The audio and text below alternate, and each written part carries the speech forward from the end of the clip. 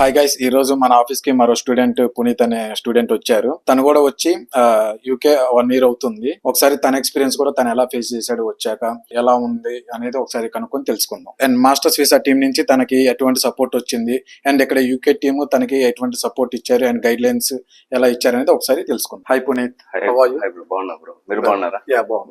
And Puneet, so far UK లో నీ life ఎలా నడుస్తుంది?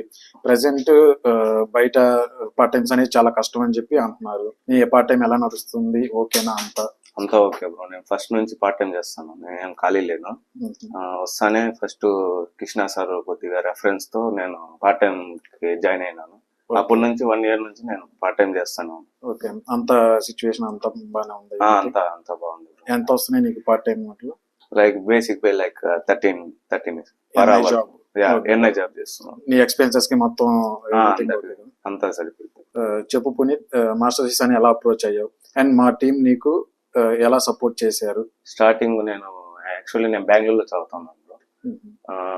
బెంగళూరులో చూస్తా ఉన్నా కొద్దిగా కన్సల్టెన్సీస్, మళ్ళా కొద్దిగా విజయవాడ, గుంటూరు ఎక్కువ ఉంటాయి కన్సల్టెన్సీస్ అనేసి ఆల్మోస్ట్ 15 కన్సల్టెన్సీస్ తిరిగాను అనమాట విజయవాడ, గుంటూరులో. మళ్ళా మాస్టర్స్ వీసా అపాయింట్మెంట్ తీసుకున్నాను అనమాట. తీసుకుంటే ఇట్లా సార్ కృష్ణ సార్ అప్పుడుదా వచ్చినారనమాట యూకే నుంచి. ఇంకా సార్ గైడెన్స్ అవన్నీ తీసుకున్నాక నేను ఫస్ట్ ఐర్లాండ్ అనుకుంటే మళ్ళా నాకు స్కోర్ కొద్దిగా సరిపోవట్లేదు అనేసి సార్ని అడిగినాను అనమాట. ఒపీనియన్ అని అడిగితే సార్ చెప్పారనమాట, ఇట్లా ఎగ్జామ్స్ దానికి అవన్నిటికీ యూకేకి బెటర్ అనేసి. ఎవరు తెలియదు యాక్చువల్గా యూకేలో, నాకు ఎవరు తెలియదు అని చెప్పే లోపల సార్కి అప్రోచ్ అయినాక సార్ నేనే మొత్తం చూసుకుంటా అన్నారు.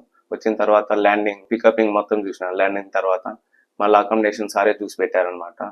మళ్ళీ ఫ్యామిలీ మెంబర్స్ కూడా కొద్దిగా భయపడతా ఉన్నారు ఎట్లుంటుందో అనేసి. వచ్చినాక సారు యాజ్ ఏ బ్రదర్ గా బాగా చూసుకున్నారు అనమాట. ఇప్పటి వరకు 1 year వరకు నాకేం సపోర్ట్ ఉన్నా నేను సార్కే ఫోన్ చేస్తాను.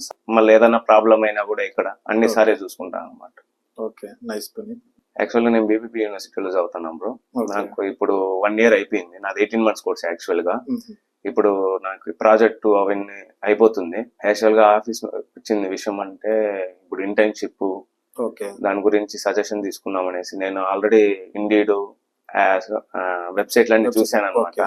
చూస్తే data analytics, developers, AWS, Azure దాని మీద కొద్దిగా ఎక్కువ జాబ్స్ ఉన్నాయనేసి అవును పునీత్, మనకి యూకేలో ఎక్కువ డేటా సైడ్ జాబ్స్ అనేవి ప్రెసెంట్ ఎక్కువ ఉన్నాయి. మనకి బయట బ్యాంకింగ్ సెక్టర్స్ కానీ ఇన్సూరెన్స్ సెక్టర్స్ లో మనకి ఇవి ఎక్కువ ఉన్నాయి. సో మెయిన్ గా sequel, Azure data factory, power BI, fabric వీటిపైన ఫోకస్ చేయి. నీకు ఫ్యూచర్ అనేది బాగుంటది.